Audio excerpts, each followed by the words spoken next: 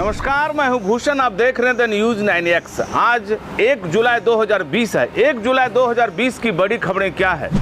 देश को संबोधित करते हुए प्रधानमंत्री नरेंद्र मोदी ने कहा कि जुलाई के बाद त्योहारों का माहौल बनने लगता है। इस समय जरूरत और खर्च दोनों बढ़ जाते हैं। इन बातों को ध्यान में रखते हुए सरकार ने प्रधानमंत्री गरीब कल्याण अन्न योजना का विस्तार अब दिवाली और छठ पूजा यानी नवंबर महीने के आखिर तक कर दिया है। योजना के अनुसार हर व्यक्ति को 5 किलो गेहूं या चावल प्रति माह मुफ्त दिए जाएंगे। इसके साथ ही हर परिवार को 1 किलो चना भी दिया जाएगा। इस बीच लॉकडाउन खत्म होने के बाद बढ़ती लापरवाही पर प्रधानमंत्री नरेंद्र मोदी ने कहा कि गांव का प्रधान हो या प्रधानमंत्री, नियमों से बड़ा कोई भी नहीं। इधर केंद्रीय मंत्री अमित शाह ने प्रधानमंत्री गरीब कल्याण अन्न योजना पर कहा कि कोरोना काल से भारत जैसे विशाल देश में कोई भी भूखा नहीं सो पाएगा। इधर बिहार में महागठबंधन के नेताओं ने इसे चुनावी स्टंट बताया है। अब आते हैं कोरोना अपडेट्स पर। कोरोना से अब तक 5,68,000 लोग पूरे देश में संक्रमित पाए गए हैं। लगातार इसकी संख्या बढ़ती ही जा रही है। कुल संक्रमितों में से 3,36,000 के करीब लोग स्वस्थ भी हुए हैं। इधर बिहार में कोरोना संक्रमितों की संख्या करीब 10,000 हो गई। इसमें 7,544 लोग स्वस्थ होकर घर लौट गए हैं। मरने वालों की संख्या 68 हो गई है। 2,20,890 लोगों के सैंपल की जांच भी पूरी कर ली गई है। अब खबरें बाढ़ की। कटिहार में महानंदा नदी का जलस्तर बढ़ा हुआ है। महानंदा खतरे के निशान से ऊपर है। सुकून की बात यही है कि अभी पानी स्थिर है। खगड़िया जिले में कोसी नदी कड़े तेवर में है। बागमती में भी उफान आ गया है। लोगों की चिंता बढ़ गई है तो प्रशासन भी चौकस हो गया है। इधर बिहार के बरौनी के अंचल अमीन को निगरानी विभाग की धावा टीम ने घूस लेते ही रंगे हाथों गिरफ्तार कर लिया। उसने एक व्यक्ति से पैमाइश की रिपोर्ट जमा करने के नाम पर घूस मांगा था।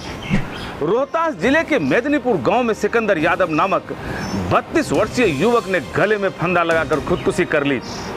बताया जा रहा है कि मृतक बेरोजगारी से परेशान था। वह दिल्ली में मजदूरी करता था। मई माह में घर आया था। मुजफ्फरपुर में नकली गुटखा फैक्ट्री का उद्भेदन पुलिस ने किया है। इस काम में लगे आधा दर्जन मजदूरों को थाना लाया गया है। उनसे पूछताछ चल रही है। संचालक और उसकी बेटी को भी गिरफ्तार कर लिया गया है। इस बीच आपको एक जरूरी खबर बता देते हैं।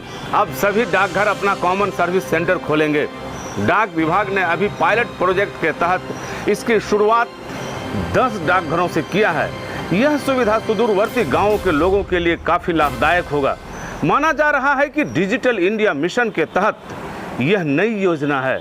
सभी गांवों में इसकी स्थापना के बाद लोगों को छोटे छोटे कार्यों के लिए अलग अलग सरकारी कार्यालयों का चक्कर लगाना नहीं पड़ेगा। सभी डाकघरों में जब CSC खुल जाएंगे तो सहूलियत से आम लोगों को इसी CSC से मोबाइल रिचार्ज कराना, बीमा प्रीमियम, रिलायंस प्रीमियम जमा कराना और DTH आदि रिचार्ज कराना आसान हो जाएगा। इसके अलावा पैन कार्ड, आधार कार्ड, पासपोर्ट, बैंकिंग सेवाएं, लोन आदि भी आसान हो जाएंगे। आने वाले समय में यहीं से जमीन की रसीद समेत 4 दर्जन से अधिक सुविधाएं खुल जाएंगी। इससे आम लोगों को राहत होगी। इसके संचालकों को भी खूब फायदा होगा। इंसान की जिंदगी की खुशियां कब गम में बदल जाएगी यह कोई नहीं जानता। ऐसा ही हुआ है सारण जिले के दिघवारा गांव के राधा देवी के साथ। वह 25 जून को ही बहन की शादी में अपने पति और बच्चों के साथ मायके गई थी। शादी संपन्न होने के बाद जब वह अपने 2 बच्चों और पति के साथ बाइक पर सवार होकर लौट रही थी तो उसकी बाइक में दरभंगा मुजफ्फरपुर रोड पर सदातपुर के पास ट्रक ने ठोकर मार दी। राधा देवी रोड पर काफ़ी दूर तक घसीटती चली गई। उसके सिर से अत्यधिक रक्त निकल गया। राधा ने वहीं दम तोड़ दिया। दूसरी ओर उसके पति और 2 बच्चे बाइक समेत गड्ढे में जा गिरे। स्थानीय लोगों ने घायल पति और बच्चों को इलाज के लिए भेजा। गोपालगंज जिले के देवापुर में एक बाइक पर सवार 2 लोगों को बोलेरो ने ठोकर मार दी। इस घटना में एक की मौत हो गई और दूसरा गंभीर रूप से घायल हो गए। दोनों रिश्ते में मामा भांजा थे। मृतक मामा था। उसका नाम बालेश्वर बताया गया। वह मोहनपुर गांव का था।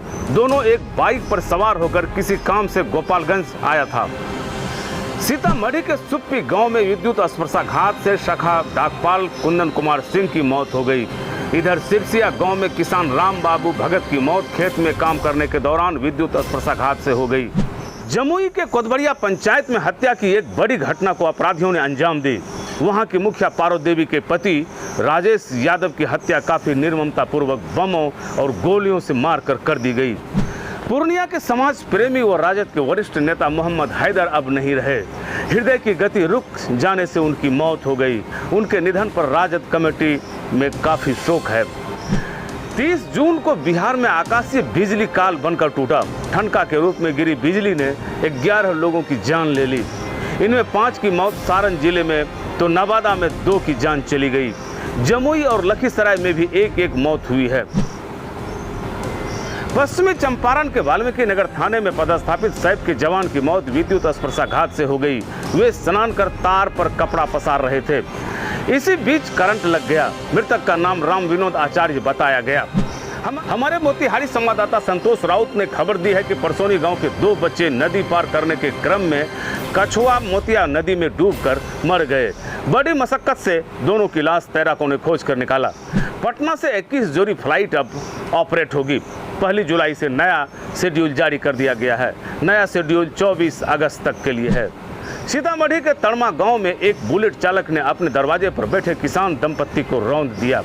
इस घटना में पति पत्नी दोनों की मौत हो गई। मृतक का नाम विंदेश्वर मंडल और मृतका पत्नी का नाम सोनारफी देवी था। इस घटना में एक अन्य घायल है, उसका इलाज चल रहा है। अब चलते हैं मौसम की ओर। बिहार में 2 जुलाई से कुछ दिनों के लिए वर्षा कम हो जाएगी अथवा नहीं होगी। ऐसा पूर्वानुमान इसलिए किया गया है कि बिहार में जो ट्रफ लाइन था वह कमजोर हुआ है और उसकी दिशा भी मुड़ गई है। ट्रफ लाइन दक्षिण भारत की ओर बढ़ रही है। ज्ञात हो कि उत्तरी बिहार समेत पूर्वोत्तर में 2 ट्रफ लाइन तैयार हो गया था। इसी कारण भारी बारिश हुई थी। ये थी बिहार और बिहार से जुड़ी महत्वपूर्ण खबरें कैसी लगी अपना सुझाव कमेंट बॉक्स में दें। अगर आप हमारा ये वीडियो YouTube पर देख रहे हैं तो YouTube channel the news 9X subscribe करें। अगर आप हमारा ये वीडियो Facebook पेज के माध्यम से देख रहे हैं तो Facebook पेज लाइक करें।